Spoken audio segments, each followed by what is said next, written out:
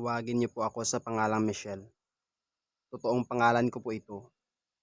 Isinilang po ako sa probinsya ng Guimaras. Pero hindi po ako lumaki sa lugar, kundi sa syudad po ng Iloilo. Dahil ang mga magulang ko ay nakakuha ng pwesto sa super. Bentahan po iyon ng mga sari-saring paninda. Ngunit ang ibinibenta ng aking mga magulang ay isda. Dahil maraming kakilala yung ama ko na mayroong mga negosyo o restaurant. Kaya halos sa kanya kumukuha ng mga isda. Madaling araw pa lamang ay gumigising ng aking mga magulang dahil ang aking ama ay tutungo sa fishing port para bumili ng mga isda at dadalhin naman ito sa super para ibenta ang mga isda. At ang aking ina naman ay inihanda ang mga gamit ng aking ama at pinagtitimpla nito ng kape. Mga nasa 3 taon pa lamang ako nang lumipat kami sa syudad ng Iloilo. Hanggang sa lumipas ang mga taon na lumaki na ako at nagkaroon na rin ng mga kapatid. 3 kaming magkakapatid. Ako lamang ang nag-iisang babae sa aming magkakapatid.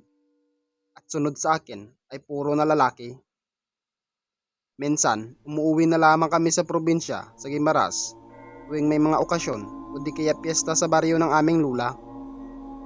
Ang kwento na aking ibabahagi sa inyo ay nagsimula ito nung ako ay nag-aaral sa kolehiyo.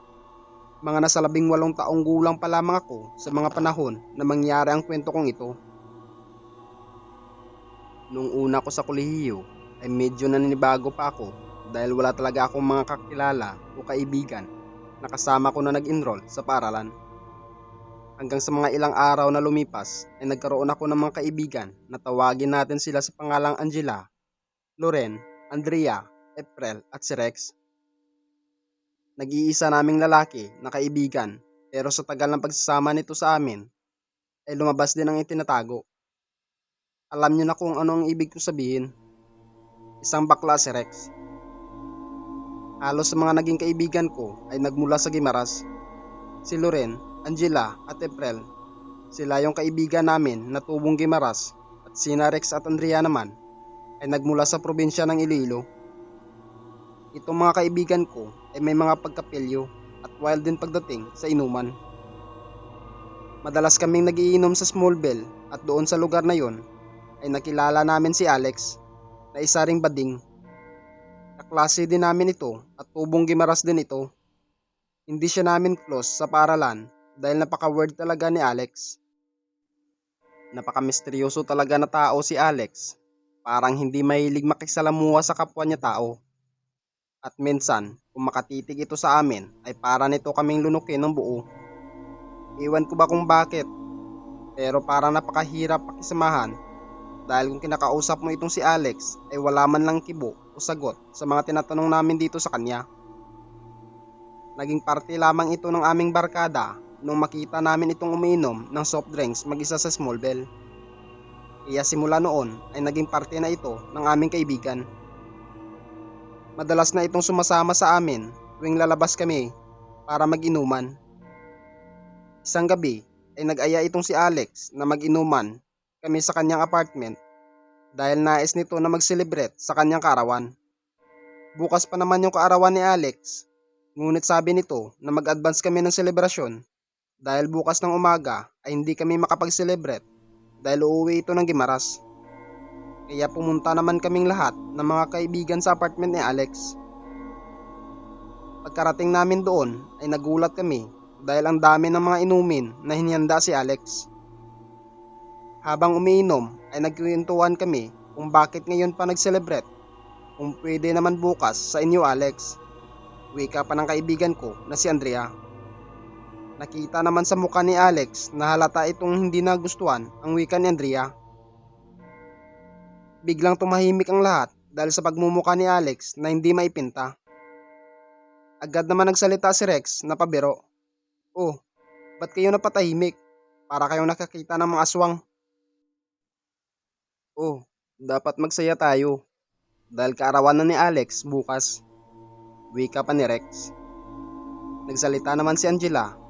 Huwag ka nga magbiro patungkol sa aswang na yan, Rex. Alam mo naman takot ako sa mga ganyan eh. Sagot naman ni Angela kay Rex. Hanggang sa napunta na ang usapan sa aswang na hindi naman nagustuhan ni Alex. Nagtanong ang kaibigan kong si Loren kay Alex kung bakit parang nagagalit ito pag narinig ang salitang aswang. Alex, ba't ka nagagalit sa tuwing marinig mo ang salitang aswang? May mali ba? O di kaya may hindi ka ba sinasabi sa amin? Tanong pa ni Loren kay Alex. Dahil sa tanong ni Loren ay nagsitinginan kaming lahat at pagkatapos ay nagsalita si Alex. Gusto nyo ba malaman kung ba't galit ako sa tuwing binabanggit nyo ang salitang aswang na yan? Subukan nyong sumama sa akin bukas doon sa amin para malaman nyo kung bakit. Wika pa ni Alex. Sa halip na matakot kami dahil sa mga sinabi ni Alex ay naging baliktad. Masayang nagsalita si Andrea at Rex.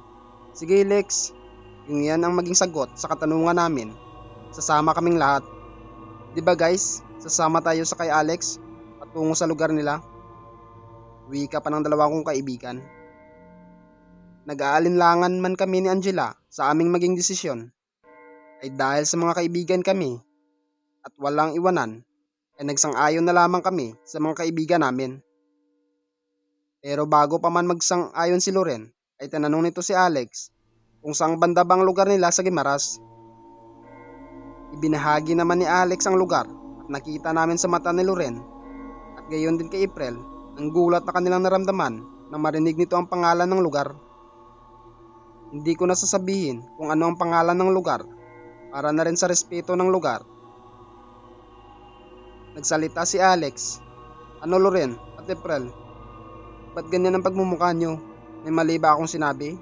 Tanong pa ni Alex sa dalawa naming kaibigan.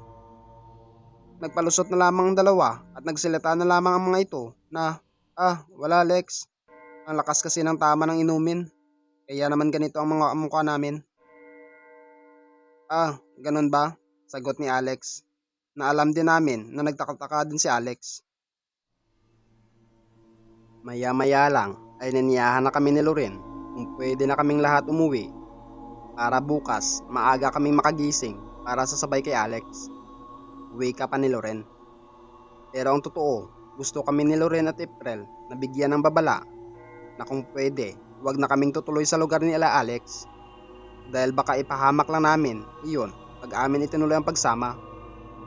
Dahil ayon kay Loren at April, ang lugar na binanggit ni Alex ay lugar doon ng mga aswang. Dahil ang lugar na iyon ay napakaliblib at napapalibutan ng mga bukid. Isang tago na lugar ayon pa sa dalawa.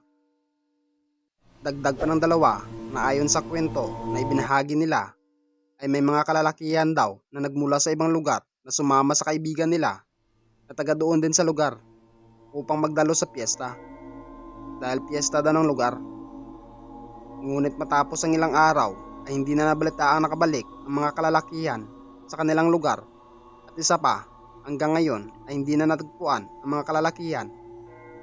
Hindi alam ng mga pamilya ng nasabing kalalakihan kung buhay pa ba ang mga ito. Kaya simula noon, naging palaisipan ang lugar na iyon. Nang makalabas na kami sa apartment ni Alex, ay tiningnan namin saglit ang naturang apartment. At nagulat kami na makita namin nakatayo si Alex sa bintana ng kanyang apartment. Habang nakangiti ito sa amin, kaya agad naman itong kinakawayan at agad na kaming umalis.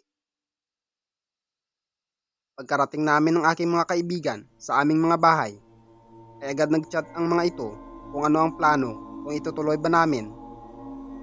Sumagot ako, kayo ang bahala kung ano ang desisyon nyo. Doon ako. At agad naman nag-reply si Loren na nakikiusap. Huwag na kaming tumuloy dahil hindi pa naman namin kabisado ang lugar at hindi rin namin masyado kilala pa si Alex. Dahil nga sobrang napakatahimik nito kung magbahagi sa kanyang buhay at kanyang pamilya.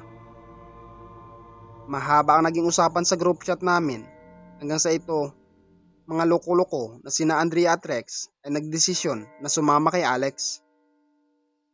Dahil sa desisyon nila ay wala kaming nagawa dahil ayaw din naming magkaibigan na mapahamak ang isa sa mga kaibigan namin. Sumama na lamang kami lahat at nagpaalam sa kanya-kanya naming mga magulang.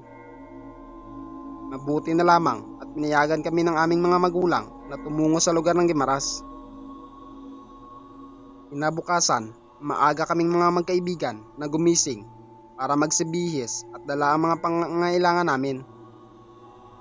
Pagkarating namin sa lugar na pinagkasunduan kung saan magkikita, ay nakita namin na magkasamang bumaba sa isang sasakyan sina Andrea, Rex at Alex. Pero sa halip na tanungin ay niyaan na lamang namin. Bago pa lamang makarating si Alex sa lugar na pinagkasunduan namin, ay binigyan kami ng paalala ni Loren na kung pwede, huwag kaming padalos-dalos na magtiwala sa mga tao sa lugar nila Alex, at huwag na huwag kaming kakain ng mga pagkain na alok sa amin kapag hindi namin nakita kung saan ang galing, at mas mabuti na takpan muna ng aming dalawang kamay pagkain na inalok sa amin. Bigkasin ang salitang puri aswang ng 7 ulit dahil ayon pa kay Loren, lalabas ang totoong anyo ng pagkain kung ito ba ay ilusyon lamang. Dagdag pa nito, iyan ang isang mabisang paraan para maiwasan na mapasahan ng lagim ng aswang o sa madaling salita, mayanggaw. Parang katulad rin sa kalamansi ang naturang usal na itinuro ni Loren sa amin. Dahil marami itong alam sa mga usal dahil mayroon itong lulo na isang albularyo. Ipinakita sa amin ni Loren ang mga dala nito na masasabing panlaban sa mga aswang. Ipinakita nito sa amin ang 2 buti ng langis na ang isa ay may lamang mga ugat-ugat ng mga kahoy at ang isang buti naman ay isang napakalinaw na parang tubig lamang. Ibinahagi din ni Loren kung paano ba gagana ang mga ito. Ang isang buti na puno ng ugat ng kahoy ay pwede itong maging gamot kapag ikaw daw ay inusog ng aswang. At kapag naman nakakain ka naman ng ibinigay ng aswang. At ang isang buti naman na napakalinaw ay ito raw ang masasabi na mag-ingat kami sa aming paligid dahil bubula daw o kukulo ang laman ng buti pag mayroon ng aswang sa malapit. At may dala din itong punyal. Paliwanag pa nito, hiniram nito sa kanyang tatay para maging isang armas namin kung sakali mang totoo na maraming aswang sa lugar na pupuntahan namin. Dahil dagdag pa nito na ang punyal na ito ay isang mabisang pantaboy sa mga aswang dahil natatakot ang mga ito dahil kapag matamaan o masugatan sila ng punyal na ito ay hindi magagawa ng mga aswang na magamot ang kanilang sugat na natamo mula sa punyal na ito. Nag-aalala si Loren sa 2 kaibigan namin na si Andrea at Rex dahil hindi nito magawang mabigyan ng payo dahil lagi ang mga ito kadikit kay Alex. Nang makababa na kami sa sinasakyan naming sasakayang pandagat, ay naniyahan ni Loren, sina Andrea at Rex, kung pwede ba sila sumama sa CR para sana kausapin at bigyan na din ng paalala. Pero ang tigas ng ulo ng dalawa at hindi ito sumama kay Loren. Nagpalusot na lamang si Loren na ako ang inanyahan na samahan ito mag-CR sandali. Pagkatapos naming mag-CR, ay agad na kaming sumakay ng tricycle para magpahatid sa lugar nila ni Alex. Nagduda si April dahil ang sinakayan naming tricycle ay kakaiba sa pampasahirong tricycle sa lugar dahil iba yung kulay, halata na hindi ito pampasahiro. Pero sumakay na lamang kami at nagdadasal na sana walang may masamang mangyari sa amin sa pupuntahan naming lugar. Ilang oras din ang biyahe namin dahil nga sa liblib ay napakahirap pa ng daan. Halatang hindi suportado ng gobyerno ang lugar dahil hindi man lang simentado ang mga daanan at halatang iilang sasakyan lamang ang dumadaan dito. Dahil ni isa, wala man lang kaming may nakasalubong na mga motor o tricycle sa daan. At tapos, napakakitid pa ng daan papasok sa lugar nila ni Alex. Sa ilang oras na aming pagbabiyahe ay narating din namin ang lugar. Napalinga-linga kami sa lugar dahil yung tingin ng mga tao na kapitbahay nila ni Alex ay kakaiba kung makatitig sa amin. Parang bago lang ito nakita ng mga tao. Sinalubong naman kami ng mga magulang ni Alex at agad kami ng mga ito na ninyaan na pumasok sa kanilang bahay. At nakita po namin ang mga tao nang sa labas ng bahay ay titig na titig pa rin ang mga ito sa amin kahit na sa loob na kami ng bahay. At agad naman ito napansin ng magulang ni Alex. At inutusan ang nakatanang kapatid ni Alex kung pwede paalisin ang mga tao na nasa harap ng bahay nila. Nang makapasok na kami sa bahay nila ni Alex ay sinamahan kami nito Itinuro ang kwarto na aming paglalagyan ng aming mga gamit at kung saan kami magpapahinga. May kalakihan din ang bahay nila ni Alex at napakatibay ng bahay nila dahil gawa sa semento ang dingding ng bahay. Nung una, kung iyong titingnan ang paligid ay parang wala namang kakaiba hanggang sa unti-unti nang pumapatak ang dilim. Abala ang karamihan sa paghahanda ng mga nilutong pagkain habang kaming mga kaibigan ay nagpapahinga sa itaas ng bahay nila ni Alex. Maliban na lang sa dalawa naming kaibigan na sina Andrea at Rex. Nasa labas ng bahay ang dalawa, nag-uusap sa kung sino-sino na lang nakakasalamuha nila. Mga nasa bandang alas 6 na ng gabi, maliwanag ang buwan sa mga oras na yun at maliwanag din naman ang paligid dahil sa mga ilaw na inilagay sa labas ng bahay kung saan nagluluto ang mga kamag-anak ni Alex. Nang bigla na lamang kami nakarinig ng napakalakas na huni ng tiktik na sa tingin namin ay napadaan lamang ito dahil unti-unti din lumalayo ang huni nito. Nagsitayuan ang aming mga balahibo dahil sa aming narinig at nakita namin ang mga nagluluto na nakatitig ito sa amin na nakalabas ang mga dila nito habang nakatingin ito sa amin. Tinawag na lamang kami ni Alex kung pwede manatili na lamang kami sa loob ng bahay nila at wag na munang lalabas ng bahay nila. Pumasok kami ng bahay pero ang kakaiba, bakit sina Andrea at Rex ay kasama pa rin ito at hindi nito pinapasok sa bahay nila. Kaya naman sa bintana na lamang kami nanonood kung paano magluto ang mga kamag-anak ni Alex. Na makita ni Alex na pumasok na kami ng bahay ay wala itong kaalam-alam na nakatingin kami sa bintana at dinig namin ang mga sinabi nito na wag ninyong pakialaman ang aking mga bisita. Dahil kapag meron nangyari sa kanila, tayo din ang magpapatayan. Wika pa ni Alex. Dahil sa aming narinig ay sinira namin ang bintana para walang may makapansin na narinig namin ang kanilang pag-uusap sa ibaba. Ngunit sa sobrang pagmamadali namin na maisara ang bintana ay gumawa ito ng ingay na nasa tingin namin ay napansin ito ni Alex at ng kanyang mga kamag-anak. Maya-maya lang inarinig namin na mayroong yabag ng mga paa na halatang paakyat sa hagdan at patungo sa kwarto kung nasaan kami naroon ng aking mga kaibigan. Narinig namin na mayroong kumatok sa pintuan ng bahay at pagbukas namin ay ang ina ito ni Alex. Nagtanong kung ano bang pinanggagawa namin at bakit kami nakagawa ng ganoong ingay. Humingi naman kami ng paumanhin sa ina ni Alex at nagpalusot na lamang na aksidente naming mabangga ang pintuan habang kami ay naghabulan. Walang kibo na umalis ang ina ni Alex bago ito tuluyang makaalis. Pinagsalita ito na kung pwede handa na namin ang aming mga sarili dahil maya-maya lang ay mag-uumpisa na ang selebrasyon at handaan sa kaarawan ni Alex. Tumango naman kaming lahat at nagpaalam na ang ina ni Alex sa amin.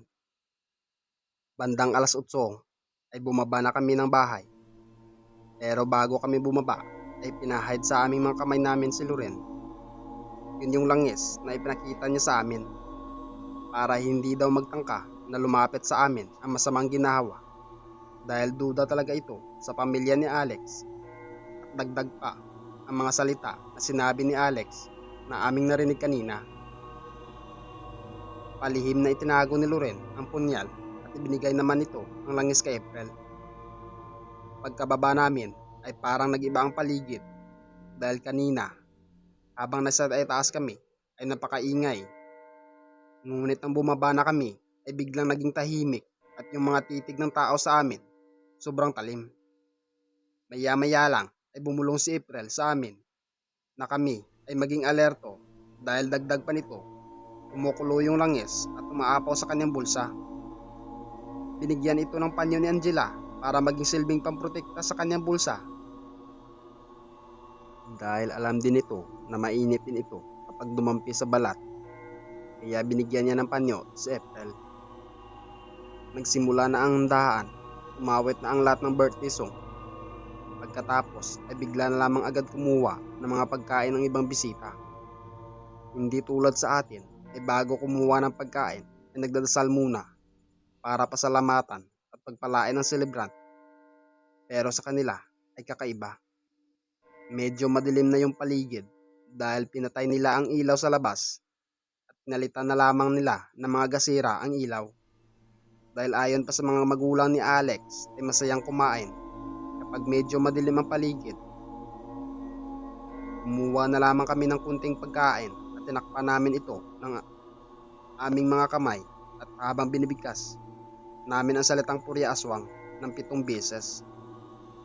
Wala namang kakaiba sa pagkain na aming nakuha, pero ang kakaiba lang ay yung nasa dulo ng lamesa na siyang pinag-aagawan ng mga bisita. Hindi kasi namin masyado maaninag ang mga pagkain na nasa dulo ng mahabang lamesa. Habang kinakain namin ang aming mga pagkain ay naalala namin sina Rex at Andrea. Kung nasaan ba ang mga ito dahil kanina pa namin ito hindi nakikita. Kaya nagtanong kami sa magulang ni Alex kung alam ba nila na saan ang dalawa naming mga kasamahan. Nag-aalinlangan pa na sumagot ang mga magulang ni Alex at sinabi na lamang na nandoon sa kubo, natutulog na raw dahil nalasing na ang mga ito.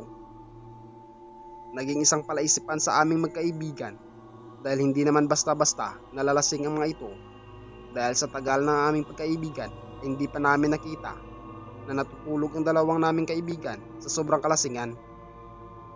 Hindi na namin pa tinapos ang aming pagkain. Agad namin pinuntahan ang dalawa naming kaibigan sa kubo. Pagkarating namin sa kubo ay nakita namin ang mga ito na pawis. Kahit napakalamig at mahangin sa mga oras na yon. At kakaiba pa ay namumutla ang mga kaibigan namin. Hindi namin maipaliwanag kung bakit ganito ang kalagayan ng kaibigan namin.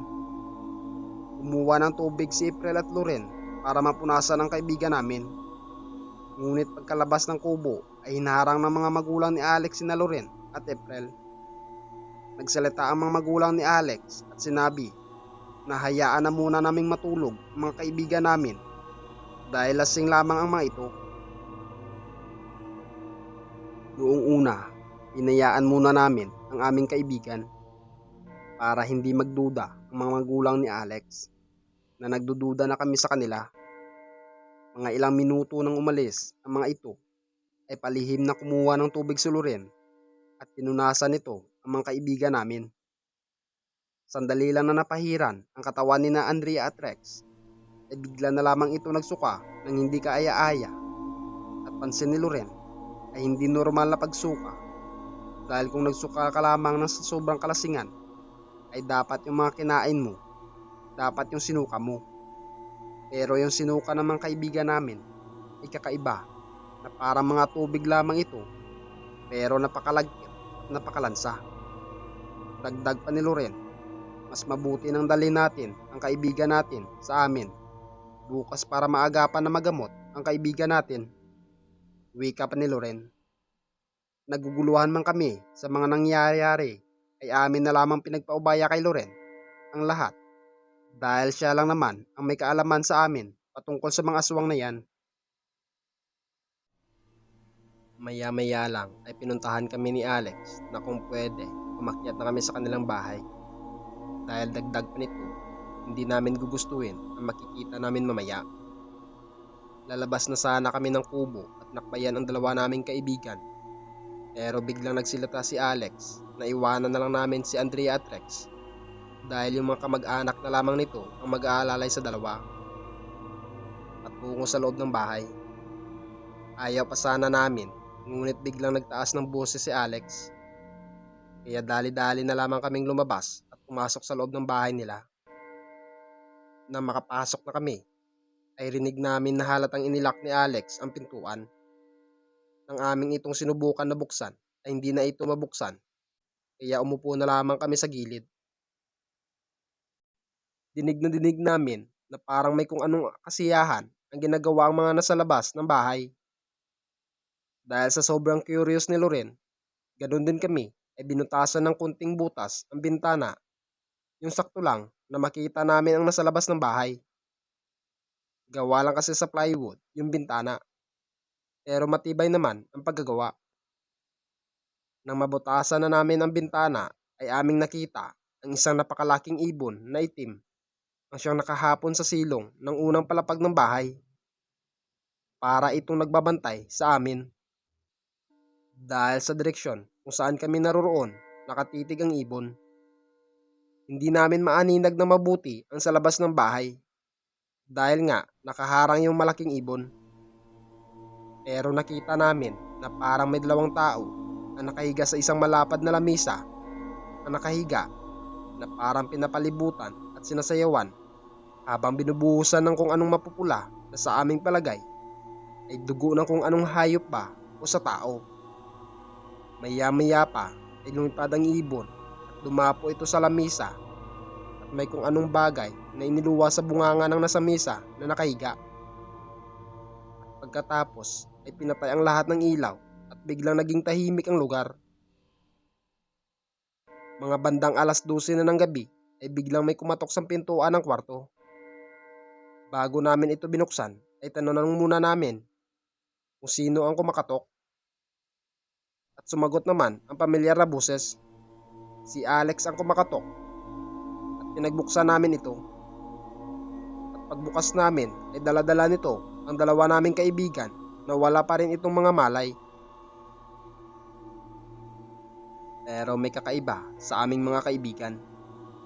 Dahil kita namin sa suot ay halatang pinaliguan at pinalitan ito ng mga damit.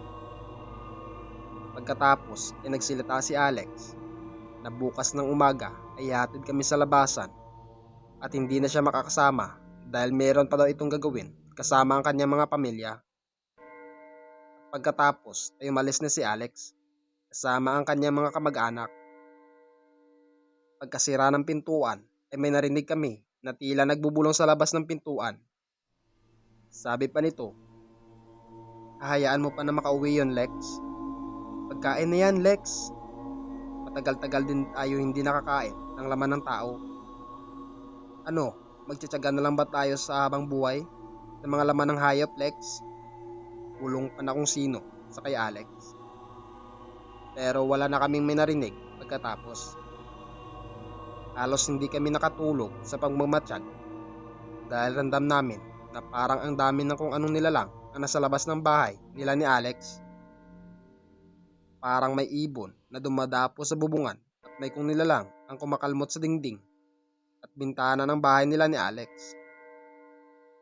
Madaling araw na kami nakatulog at nagising na lamang kami nang narinig namin na merong kumakatok sa pintuan at tinatanong kami kung nakaayos na ba kami dahil naghihintay na sa labas ng bahay ang sasakyan na siyang maghahatid sa amin.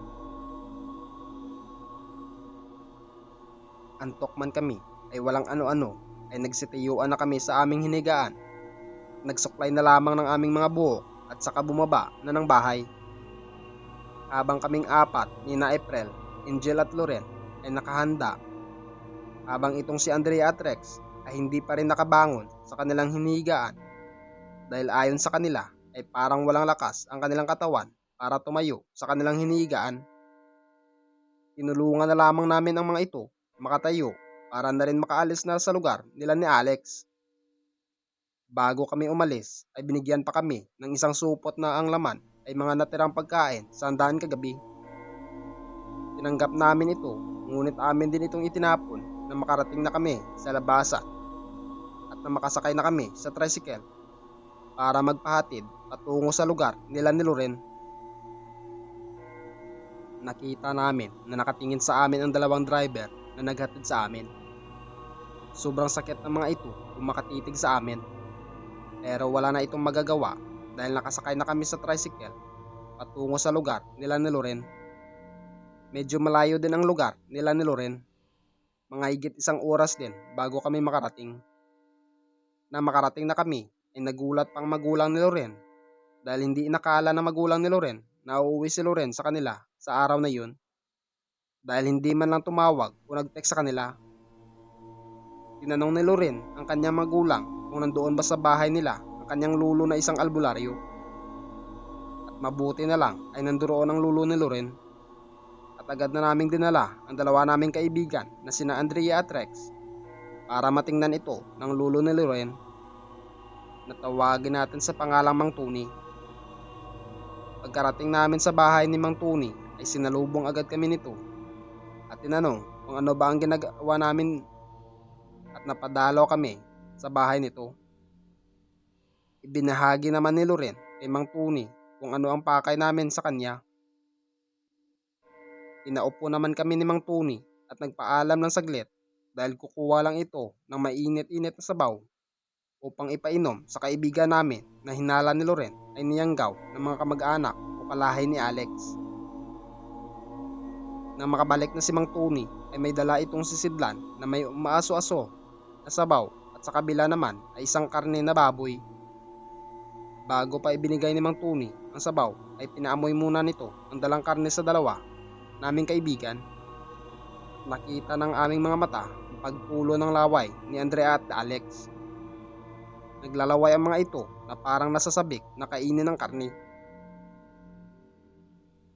Pero hindi naman pinilit ng mga ito na makuha, kundi yung tipo na hindi nila namalayan na tumutulo na pala ang kanilang laway sa pagsingot sa karne. Agad naman nagsilita ang lulo ni Loren na walang duda mga iyo at niyanggaw ang kaibigan nyo. Mabuti na lamang at inyong naagapan dahil kung hindi ay tiyak magiging isa rin ito na mapabilang sa lahi ng mga aswang. Nagsitiyuan ang aming mga balahibo dahil sa sinabi ni Mang Tuni. Mangyak-ngyak pa na humingi ng pasensya ang dalawa dahil hindi man lang ito nakinig kay Loren. Nagmamakaawa ang mga ito na kung maaari ay gamutin sila at handa raw sila magbayad kahit magkano. Wika pa ng dalawa naming kaibigan. Pinainom sa kay Andrea at Rex ang mainit-init na sabaw at mga ilang minuto pagkatapos nilang mainom ang sabaw ay bigla na lamang nagsuka ang mga ito na napakaitim ng mga laway at may kasama pa itong mga karne na nasa tingin namin ay ito ang pinagkain sa kanila ng mga kamag-anak ni Alex. Pagkatapos ay pinainom pa ang mga ito ng lulo ni Loren ng kung anong dahon na dinikdik at nilagyan ng kumukulong tubig dahil ayon pa kay Mang Tuni ay hindi pa nailalabas ng dalawa ang nilagay ng mga aswang sa loob ng kanilang lalamunan. Tiniis ng mga kaibigan namin na inumin ang napakainit at napakapait na inumin.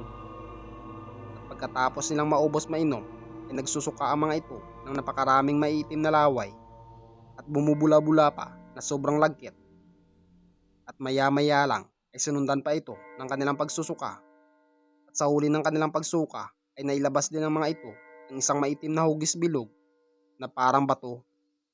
Na ayon kay Mang Tuni, ang itim na ito na hugis bilog na bato ay mapipisa ito sa inyong sikmura ng mga ilang araw at magigiisa itong ibon sa inyong sikmura at ito rin ang mag-uutos na kakain kayo ng mga sariwang karne ng hayop man o tao.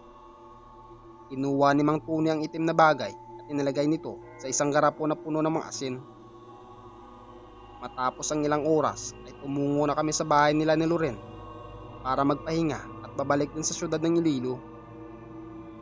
Nakalipas ang ilang araw na mangyari ang hindi namin inaasahan na mangyari sa amin doon sa lugar nila ni Alex. Ay simula noon ay hindi na namin ulit nakita at nakasama si Alex. Hanggang sa lumipas ang mga buwan ay hindi na bumalik sa pag-aaral si Alex.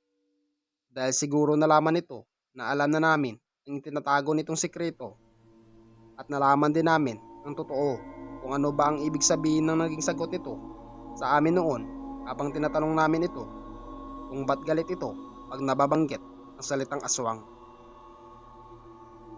Hanggang dito na lamang ang aking kwento at dito ko na rin tatapusin.